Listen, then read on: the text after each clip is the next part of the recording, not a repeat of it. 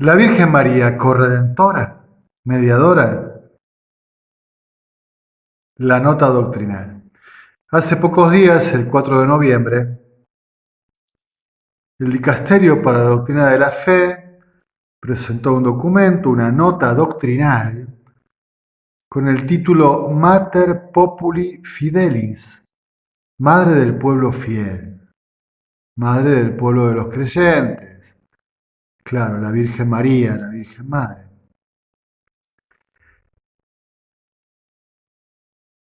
Va a ser muy difícil intentar una presentación de todo el documento porque es muy extenso, trata muchos temas, muchas cuestiones técnicas. Entonces, por honestidad intelectual, yo tomé varias notas que no puedo seguramente desarrollar todas. Sinceramente, si tuviera que hacer una presentación del documento concienzudamente, y bueno, habría que hacer un curso entero, digamos, ¿no? Varias horas, para desgranarlo. Entonces, solo algunas notas orientativas, espero que ustedes puedan acercarse a él, puedan leerlo por honestidad intelectual, no se dejen llevar por las reacciones, que uno está a favor, que otro está en contra, ¿no? Sino que intenten ir a leerlo ustedes mismos también, o en todo caso intentar, como lo voy a hacer yo y espero, algunas notas un poco más objetivas. A ver, del documento que podemos decir que es una nota doctrinal, por lo tanto es un documento que al ser firmado por el Papa entra dentro del magisterio ordinario y que es un texto técnico, o sea, a veces explicitándolos y otras veces suponiéndolos tácitamente. Hay un montón de conceptos filosóficos y teológicos muy precisos, muy concretos, que han tenido una historia, un desarrollo, que están inmersos en el lenguaje y en el dinamismo del texto. Lo cual hace que en algún punto sea accesible y en otro punto sea difícil para acceder a él. Que sin esta formación filosófica y teológica, yo diría que más que básica, bastante sólida, eh, no es fácil comprenderlo en toda su hondura, su envergadura. Y es un documento que quiere hablar de los títulos. ¿Qué es un título? Por ejemplo, cuando decimos Cristo es Señor, es Mesías, es Hijo de Dios, Salvador, Redentor, Hijo del Hombre, Cordero de Dios, son expresiones, fórmulas que definen, que expresan, que explicitan, en este caso, la identidad de quién es Jesús el Cristo, el ungido, el Hijo. Títulos que se utilizan para María. En las famosas letanías marianas, que hay varias, aparecen muchos títulos, ¿no? Abogada, Arca de la Alianza, destructora de herejías, un montón de expresiones o de fórmulas que se dicen sobre la Virgen y que intentan hablar de quién es ella, su identidad, la misión que Dios le ha encomendado, su función en la economía, en el plan de la salvación. Pero que quiere considerar no todos los títulos, sino aquellos en los cuales se expresa la cooperación de la Virgen en la obra redentora de Cristo. Cómo la Virgen coopera, es asociada a la acción salvadora de Dios por los hombres.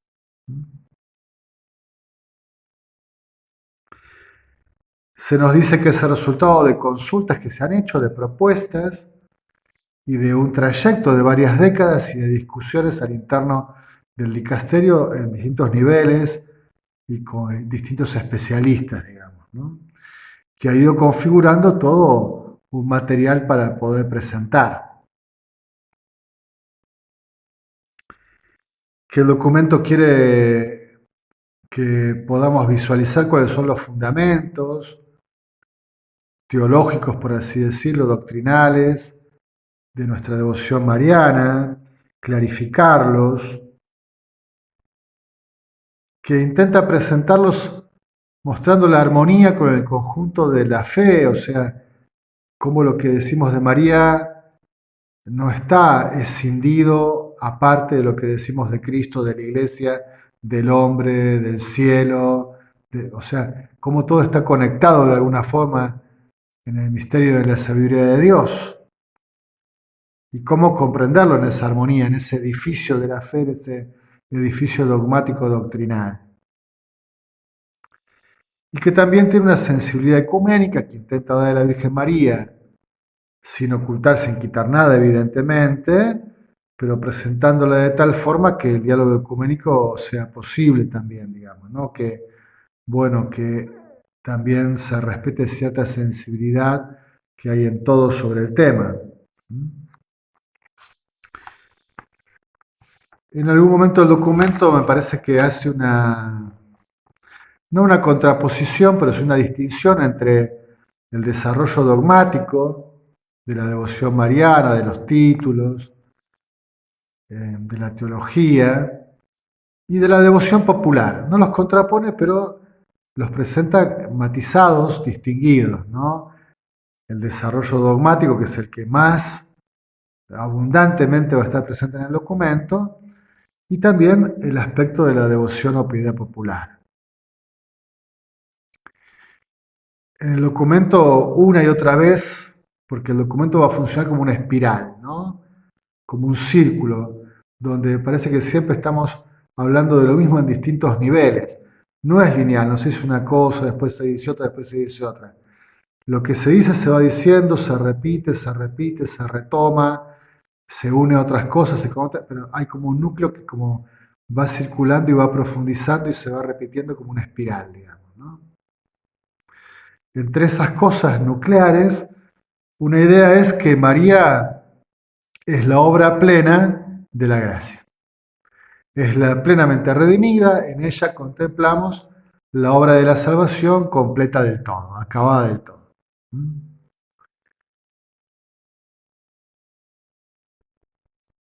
Para explicarlo brevemente, a eso apunta, por ejemplo, el dogma de la Asunción de la Virgen María. Ella está en cuerpo y alma en el cielo. El resto de los santos que están en el cielo esperan junto a nosotros la segunda venida en gloria para la resurrección de la carne. Pero solo María como criatura está en el cielo plenamente en cuerpo y alma. En ese sentido, por ahora es una excepción, la única, por ahora, hasta que llegue el final de los tiempos. Entonces, en ella se ha cumplido acabadamente toda la obra de la salvación en Cristo. Hace una aclaración sobre otro documento, las notas para discernir fenómenos, apariciones sobrenaturales, que del mismo dicasterio de hace unos años atrás. Eh, y bueno, me parece interesante que rescatar esto, ¿no? Cuando uno dice algo, dice la Virgen María es abogada, ¿no? Eso tiene repercusiones en el resto del edificio de la fe, por digamos. Tiene repercusiones en la cristología o tiene repercusiones en la antropología, en la eclesiología, digamos, ¿no? Entonces, que bueno, que muchas veces nosotros nos manejamos afectivamente, emocionalmente, pero no tenemos conciencia de que cuando en el ámbito de la fe se afirma algo, pasa un poco como cuando jugamos con el dominó a voltear ficha, ¿no? Tocamos una ficha y esa hace que caigan todas las demás, digamos, ¿no? Entonces, cuando pulsamos algo, resuena en el resto del organismo doctrinal. Por lo tanto, cuando se afirma algo o se calla algo, tiene repercusiones, tiene resonancias y hay que ponderarlas. Y que en ese sentido, entonces, este documento va a intentar siempre un equilibrio entre Cristo, el único Redentor y Salvador, y cómo la Virgen, sin oscurecer, sin opacar, sin emparejarse, por así decirlo, eh, con Cristo, el único mediador, el único Redentor, sin embargo es llamada a participar, es asociada en la obra de la redención.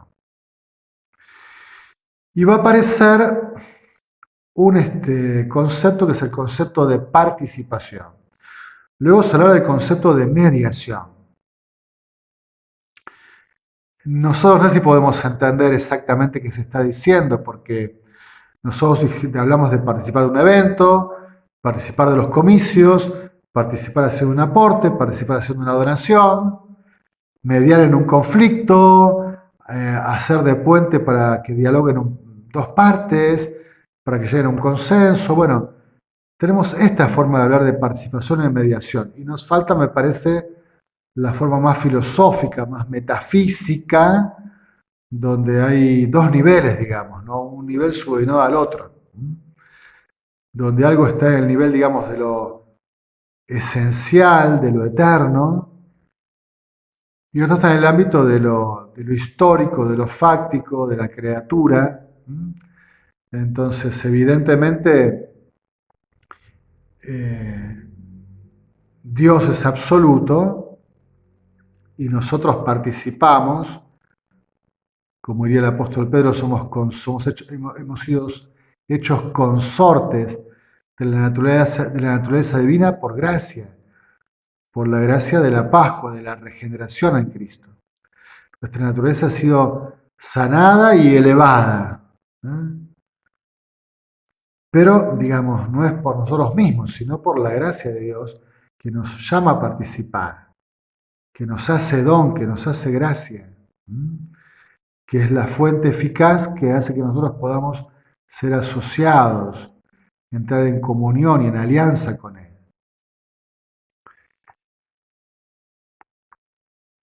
El documento va a dedicar un tiempo interesante a hacer un recorrido histórico eh, sobre las escrituras, sobre los padres de la iglesia, sobre eh, las formulaciones y celebraciones litúrgicas, sobre lo que ha pasado en los dogmas que se han ya oficialmente hechos solemnes acerca de la Virgen María o de cómo eh, la Virgen María expresa en sí misma la obra salvadora de Cristo. Y también un recorrido acerca del segundo milenio cristiano, ¿no?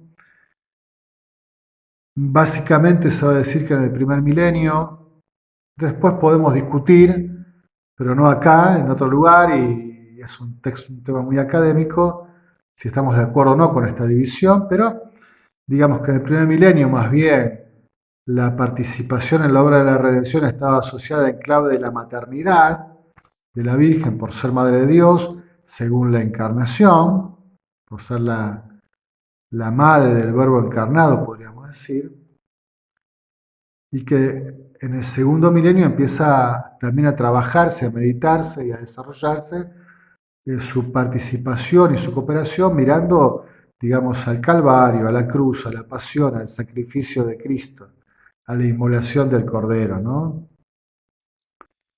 Y entonces si en el primer milenio, digamos, lo que, entre comillas, lo que destaca es ese diálogo con el ángel en el cual ella acepta la vocación que Dios le propone, en el segundo milenio destaca, o mejor que más que destaca, también se incorpora la meditación sobre la mujer a los pies de la cruz.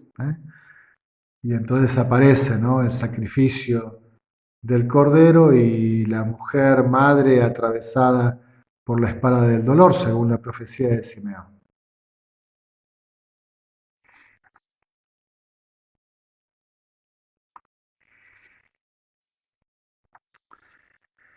El documento va a insistir muchas veces en que María es la primera redimida, plenamente redimida,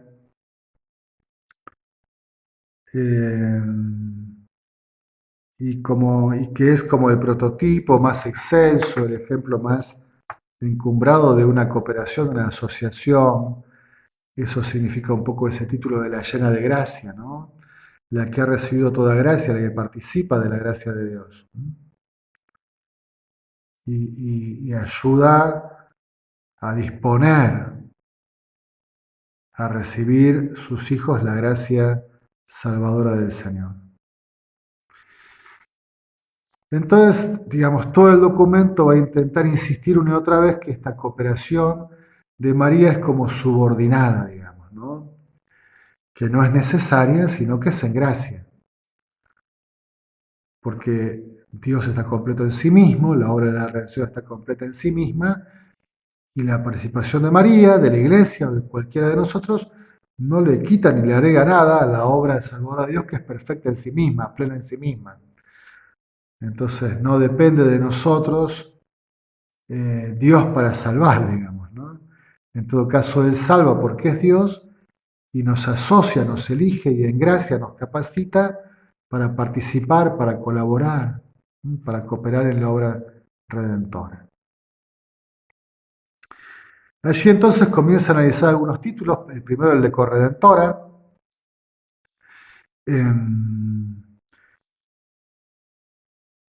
Se hace un poco el desarrollo histórico de cómo se usó, desde cuándo, en qué sentido, los que estuvieron a favor, los que no estuvieron a favor, los intermedios, digamos, ¿no? Ahora no viene el caso, eso se puede leer que es bastante fácil. Después habrá quienes discutan que faltan citas, que es incompleto, pero bueno, esa parte es accesible para leer. Y, y de nuevo, digamos, se va a insistir en esta participación subordinada de la Virgen y al final se va a hacer un juicio declarando, digamos, que parecería inoportuno usar este título de corredentora, porque no está claro, no está madura la doctrina, porque podría opacar la única mediación de Cristo, que Él es el único redentor, el único salvador. Yo quiero que entiendan esto, porque no se está diciendo que la Virgen no participa, no colabora, no se la está desatendiendo, destratando, ninguneando. Se está diciendo que es la plenamente redimida la que mejor participa de la obra redentora de todas las criaturas. Ninguna otra criatura en la historia va a participar como ella, ¿no? Del plan de la salvación. Ninguna tan encumbrada, la Madre de Dios. La Madre según el orden de la encarnación. Y entonces, bueno, lo que está diciendo es que este título de corredentora, esta expresión, no parece apropiada. Se podrá discutir. Para algunos es muy clara y que no opaca nada y no dificulta nada y no tiene que ser demasiado explicada. Para otros parece que opaca, que confunde o que tiene que ser explicada. Es una disposición que mañana puede cambiar. Se está diciendo que mejor no parece muy oportuno usar este título y evidentemente se está afirmando que no se va a proclamar ese dogma, digamos, ¿no? Por ahora. En el futuro no sabemos. No hay que tomarlo de un modo emotivo, afectivo el tema, ¿no? Y hay que darse cuenta que no se está rechazando la participación de la Virgen en la redención, porque está expresado de otras formas, asociada a su Hijo en el misterio de la salvación, solidaria en todo con su Hijo. De muchas formas la Iglesia expresó esta participación de la Virgen en la obra redentora, con muchas fórmulas en realidad. Lo que se está diciendo es que este término concreto, este vocablo corredentora, quizás para algunos, para muchos, para pocos, pero sobre todo para los que tienen que dar un juicio sobre esto, los que son autoridad en la Iglesia, no estaría cerrando que se utilizara o se siguiera extendiendo. Es como, digamos, te están diciendo, mejor pónganlo en el freezer, déjenlo ahí, no muevan las aguas, vamos viendo, digamos, ¿no? Eh, no es un rechazo de la fe en la participación de la Virgen en la obra de la redención de su Hijo. No es eso. Simplemente es una disposición práctica sobre un término, este término corredentor. Y además todo título tiene que ser explicado. En realidad ninguno es por sí mismo suficiente, ¿no? Decimos Madre de Dios Y después hay que explicar, ¿cómo Madre de Dios? ¿Estaba antes que Dios? No, no, no, en la eternidad no, porque si no, la diosa sería ella y el otro sería un semidios. ¿No? Si la Virgen está eternamente antes que el Padre, el Hijo y el Espíritu Santo, ella es la diosa. No, claro, Madre de Dios en el sentido no se puede entender. ¿Es madre del Padre? No. ¿Es madre del Espíritu Santo? No. Es madre de la segunda persona de la Trinidad. Ah, ¿existía antes que el Verbo? No. El Verbo es eterno. Es madre del orden de la encarnación. De ese Verbo que asume una naturaleza humana, que asume una humanidad y la une a su persona divina. En ese orden de la gracia es madre. ¿Mm? Ven, también está el título Madre de Dios, que parece tan claro, en el fondo necesita explicaciones, ¿no? Catequesis, enseñanza. Mm, Después va a tocar el título de mediadora. Ustedes saben que en castellano a veces decimos medianera, que por ahí es una distinción interesante porque dejamos mediador para Jesús y usamos medianera, que a veces suena una pared, digamos, ¿no? Pero para la Virgen, bueno, qué sé yo, una distinción que intenta marcar cierta subordinación, cierta participación, cierta asociación, no necesidad sino gracia. Y se recuerda que tiempo atrás, en otro siglo, se pidió declarar el dogma de la mediación universal de la Virgen. Y el Papa no accedió, pero sí concedió festejar una fiesta litúrgica que tenemos hoy en los libros litúrgicos, ¿no? Y se va a insistir entonces en el concepto de mediación, de participación, de subordinación, y Cristo, que Dios, que es la fuente y es el eficaz, porque Él es Dios, nos asocia a su eficacia salvadora, ¿no? Que no es propia nuestra, que no la tenemos, sino que la recibimos, que nos recrea, que nos regenera, y porque somos redimidos también podemos ser asociados a la obra de la redención, podemos participar como instrumentos, como mediaciones en gracia de la única gracia eficaz de Dios que salva, ¿no? Una gracia que nos es donada, que participamos y participamos de alguna forma en su distribución, en su facilitación, en generar las disposiciones, pero una gracia que no es nuestra, es Dios que actúa para salvarnos, ¿no?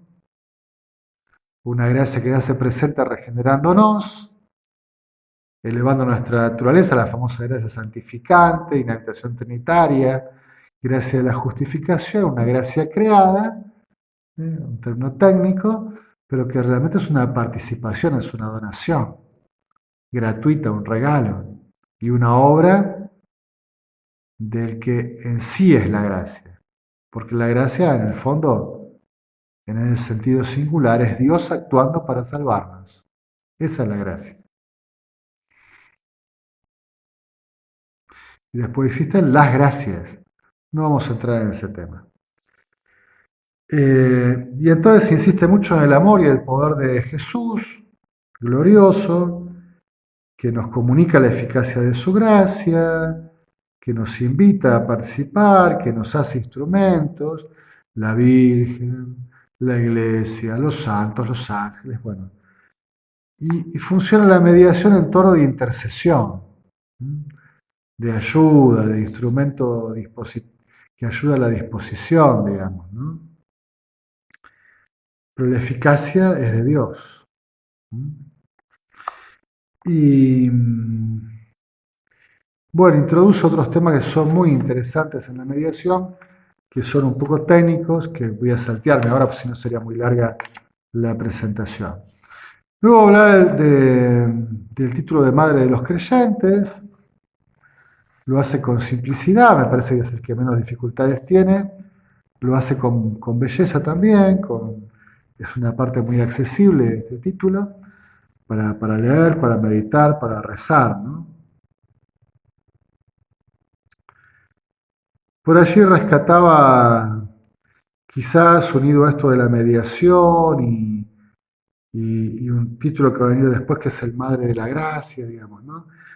Que hay que evitar pensar en la Virgen como un pararrayos, o a veces como se dice, que está deteniendo la mano de Dios para que no nos llegue el castigo, ¿no? Como si la misericordia de Dios fuese insuficiente o deficiente o limitada y la Virgen fuese más misericordiosa y más buena que Dios, más paciente que Él. Eso evidentemente es una forma opaca, errónea de interpretar la intercesión de la Virgen, ¿no?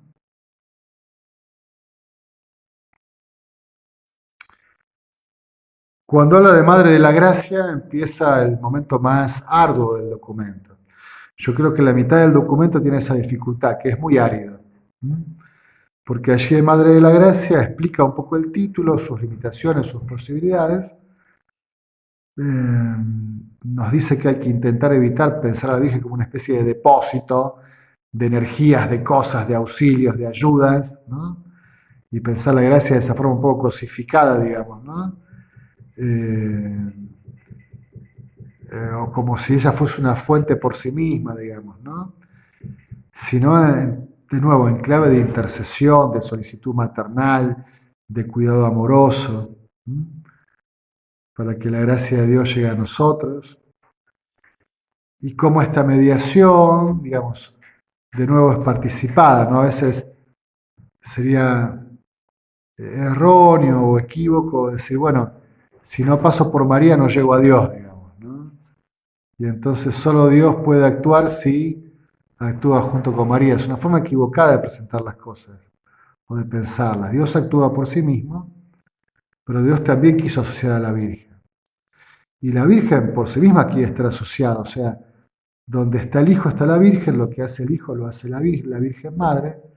Entonces ella participa en gracia y voluntariamente porque Dios la ha elegido, pero no es que es necesaria su participación y si no participara no habría gracia, digamos, ¿no? Sino que la gracia la precede, es Dios, ella también ha recibido la gracia, distinto que nosotros, ¿no? La concebida sin pecado la recibió, se llama gracia previniente, como anticipadamente en virtud de los méritos de la Pascua de Cristo. Ha sido rescatada, ha sido salvada también la Virgen.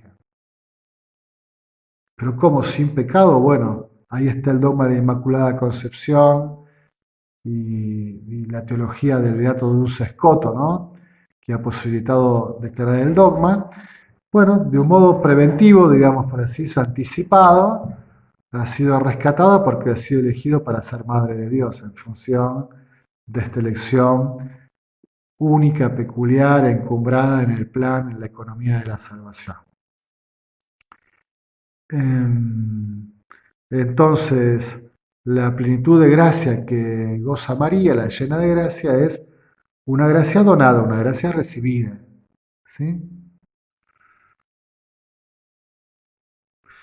Aquí hace un montón de lucubraciones sobre la gracia, que es un verdadero tratado sobre la gracia, me parece, que sinceramente me parece que es inaccesible para la mayoría. Tiene un montón de términos técnicos, filosóficos, teológicos, pasa por un montón de teólogos, de escuelas, es un montón de distinciones que les van a resultar muy áridas probablemente, ¿no? Que es la parte, digamos, valiosa del documento, profunda, profundamente teológica, pero de difícil comprensión.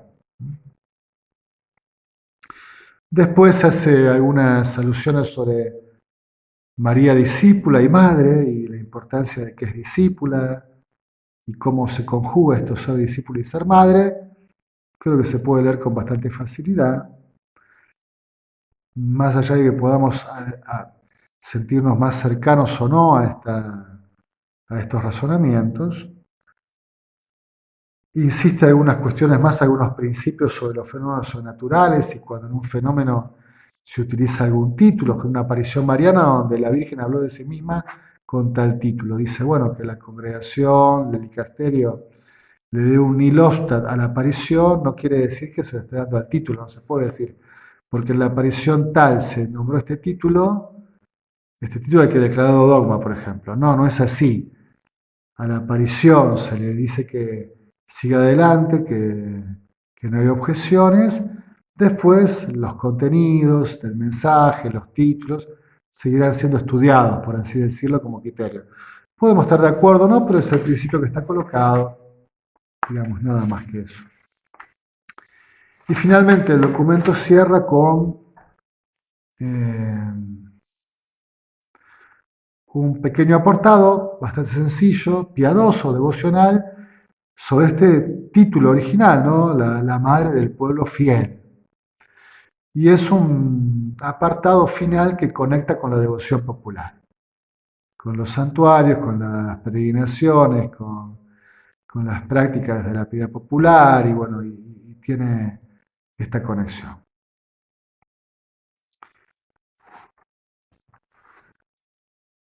Así que el documento, por favor, léanlo, inténtenlo, no se guíen por las reacciones, intenten leer el documento, ¿sí? Hasta donde puedan y si no, busquen ayuda. Y seguramente se ofrecerán con el tiempo, si es necesario, eh, si hay quienes lo requieran, cursos o estudio del documento. Quiero cerrar con esto de la recepción. ¿Qué está pasando? Porque vieron que algunos están a favor, están en contra, algunos están escandalizados, otros aplauden. Bueno, ¿qué pasa con los ruidos eclesiales, ¿no? Con la recepción? Que yo digo, bueno, no te metas ahí porque te va a complicar. ¿Eh? No te dejes llevar por esos ruidos. Yo te voy a explicar cuáles son para que no caigas en la trampa. El primer ruido eclesial es, bueno, que ya es el mismo documento, que a veces esta lógica de la espiral, que no es lineal, que va retomando, repite, insiste, hay como un círculo de conceptos que una y otra vez se van profundizando, que va girando sobre el mismo eje. A veces lo hace claro porque lo insiste, pero a veces lo hace un poco intrincado, no estamos acostumbrados a ese tipo de lógica, de razonamiento, ¿no?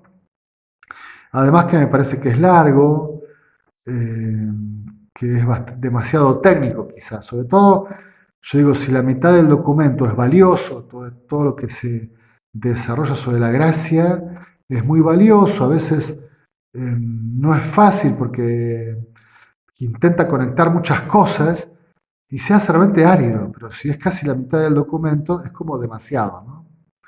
Así que en ese sentido yo creo que el documento un poco va en contra de sí mismo, porque se quita comunicación, se quita simplicidad o se quita acceso, porque a veces por querer ir tan a lo técnico, tan a las precisiones, se vuelven en algunos puntos demasiado árido, demasiado complejo intelectualmente, ¿no? En segundo lugar, creo que hay un tema sensible, que es nuestra especial sensibilidad católica con la Virgen María, ¿no? Cuando yo era joven en el grupo de la parroquia, un dirigente mío decía, para mostrar que Jesús era cercano a todos, el barba es re cercano a nosotros. Y alguna vez algo se habrá fumado el barba, ¿no? Pero qué barrabasada estaba diciendo, ¿no? En el fondo una herejía. Está diciendo que por ahí, digamos, Jesucristo se había fumado algún cigarro raro, ¿no? Con lo cual entraba el pecado en Jesucristo. Una herejía, básicamente. Pero mientras podía decir estas cosas sobre Jesús, le tocabas a la Virgen María y no se la tocaras porque saltaba, como dice en mi país, como leche hervida, digamos, ¿no? Y no, una sensibilidad. Nosotros tenemos una sensibilidad muy particular. A veces de Dios decimos cada cosa. Que uno dice, ¿cómo estamos diciendo esto de Jesús? Pero de la Virgen María somos como hipersensibles. Bueno, no importa, es por historia, es nuestro sentir católico, y a veces no se nos hace fácil hablar sobre la Virgen María, meditar su misterio, porque es un tema muy sensible, la queremos como la madre, ¿no? Y entonces estamos como muy atentos, somos muy cuidadosos, muy celosos. ¿Eh? Bueno, esa puede ser también un parte del ruido, nuestra sensibilidad extrema con la Virgen María, ¿no? Desde lo anímico, lo afectivo, lo psicológico, ¿no? Parece que cualquier cosa que se diga está atentando contra su piedad, la está limitando, la está atacando. Y, bueno, ¿sabes? Son cosas razonables, atendibles, pero la sensibilidad nos traiciona, me parece, ¿no? En tercer lugar, me parece de caer en un contexto polémico, el ya conocido, progresistas conservadores, de la derecha a la izquierda. Tengo que ser sincero en esto. El título de corredentora, para muchos en la iglesia, se asocia a los sectores más conservadores, tradicionales, tradicionalistas. Y entonces, si viene de allí, dice estos conservadores, ¿no? Ahora, si se restringe, se dice que es inoportuno, si se pide no usarlo por un tiempo, dice, estos liberales, progresistas, reformadores están en contra de la sana doctrina de la iglesia. Cae en este contexto, ¿no? No creo que el documento tenga esa intención. A veces, digamos, alguna forma de razonamiento quizás no es la mejor, a veces uno, digamos, buscaría algunas otras prolijidades, eh, pero no parece tener la mala intención, ¿no? Sino que parece que tener buena intención el documento, digamos, ¿no? Pero claro, en esta sensibilidad con la Virgen, en este contexto polémico, me parece que las cosas suceden así. Y a los prefectos, porque voy a hablar un poco del prefecto y del dicasterio, siempre les ha pasado. Ustedes piensan en Ratzinger cuando hacía como prefecto su declaración sobre la teología de la liberación. El revuelo que armó en ese momento. Mucha gente no lo quería, le decía cualquier barbaridad al prefecto. Fue polémico. Después con el tiempo eso decantó. Hoy en día dice, bueno, tiene otra mirada uno de eso, ¿no? Está en contra de los latinoamericanos, en contra de los pobres, no sé qué.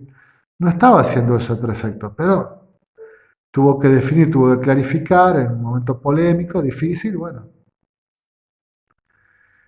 Y le fue así, o cuando sacó la declaración Dominus Iesu para clarificar el tema del diálogo interreligioso, el diálogo ecuménico, también un escándalo se armó, ¿no? Y hoy con el tiempo entendemos esa declaración y por cosas que están pasando hoy entendemos la advertencia que nos hacía hace tiempo atrás, digamos, ¿no? Entonces, bueno, me parece que el puesto de prefecto para la doctrina de la fe y el dicasterio es un dicasterio siempre que está en medio de las polémicas, de los conflictos, que tiene que clarificar, poner autoridad, y que bueno, y que siempre va a ser difícil recibir cuando clarifica, cuando con autoridad orienta, ¿no? Eso no es extraño.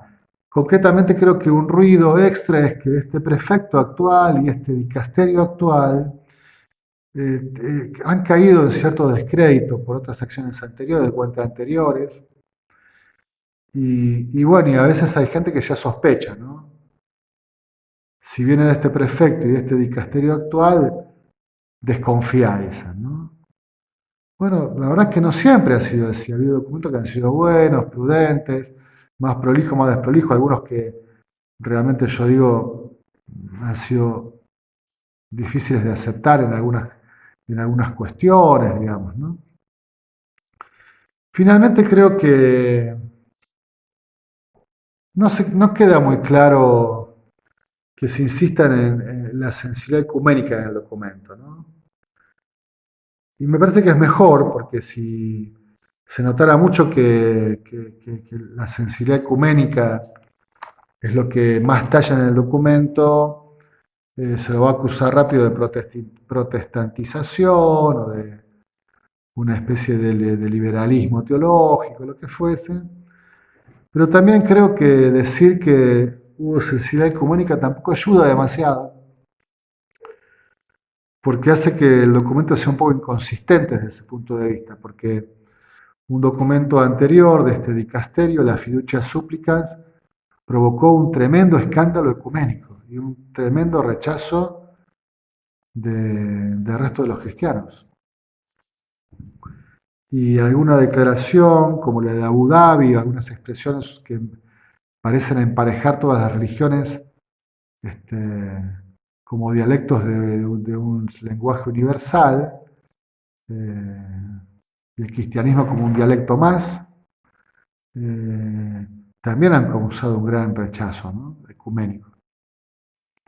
Entonces quizás eh, no es fácil hoy sacar un documento que diga que tiene sensibilidad ecuménica si no se corrigen o se clarifican o se derogan algunos aspectos de documentos anteriores que trajeron dificultades ecuménicas. Por ejemplo, el cardenal que está encargado del dicasterio para el diálogo ecuménico quiso hablar con los ortodoxos después de Fiducia Supplicans, porque habían cortado el diálogo teológico como rechazo a ese documento Fiducia Supplicans, y les propuso hablar de María. Los ortodoxos son los que están más cercanos a la Iglesia Católica en todo sentido.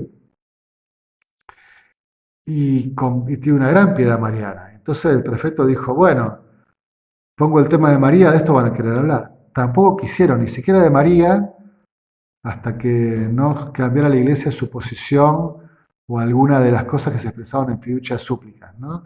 Entonces fíjense, ¿no? Digamos, el diálogo ecuménico fue herido por documentos anteriores y relaciones anteriores, y entonces ningún documento ahora puede decir que tiene sensibilidad ecuménica porque ya está herida por documentos que en el fondo no han reparado esa sensibilidad ecuménica herida. Estos son los ruidos que me parece que hay en la recepción del documento. Ustedes lo valorarán por ustedes mismos, espero, y con la ayuda de personas sensatas, equilibradas, maduras, que intenten ser objetivas. Bueno, vamos a pedir a la Virgen María que nos ayude, sabiendo que la recepción, digamos, ¿no? El sentido de fe, tiene tiempos, tiene procesos. Yo a veces pienso de cuando se está restringiendo, se está negando algo que es esencial, quizás haya que salir con el dogma, con la declaración dogmática, a clarificar. Por ejemplo, cuando la crisis arriana negaba la divinidad de Jesucristo, bueno, apareció claramente la definición dogmática de la divinidad de Jesucristo y su consustancialidad con el Padre. Ahora, cuando la definición dogmática que se solicita o se pide no brota de que hay peligro de restringir o de quitar algo que es esencial, sino que en el fondo muestra con más profundidad, es un desarrollo, ¿no? Yo diría que hay tiempo, digamos, ¿no? O sea, no estamos surgidos a definir dogmáticamente, solemnemente, eh, la fe de la Iglesia acerca de la participación de la Virgen María en la redención. No estamos apurados para eso. Cuando Dios quiera y la Iglesia piense que está madura, llegará a esa definición. Mientras tanto, no definirlo solemnemente no quiere decir que no está en la fe de la Iglesia. Así que le pedimos a la Virgen María, que creo que participó siempre tan humildemente, tan silenciosamente, de forma, yo diría, tan escondida, de una forma tan discreta, esencial en el plan de la salvación, única, inigualable, excelsa, encumbrada, pero al mismo tiempo humilde, discreta, pequeña, sencilla, casi escondida, digamos, ¿no? Que nos ayude también a nosotros a comprender su participación en la redención como ella la comprendió y la vivió con fidelidad. En alabanza y gloria de la Santísima Trinidad.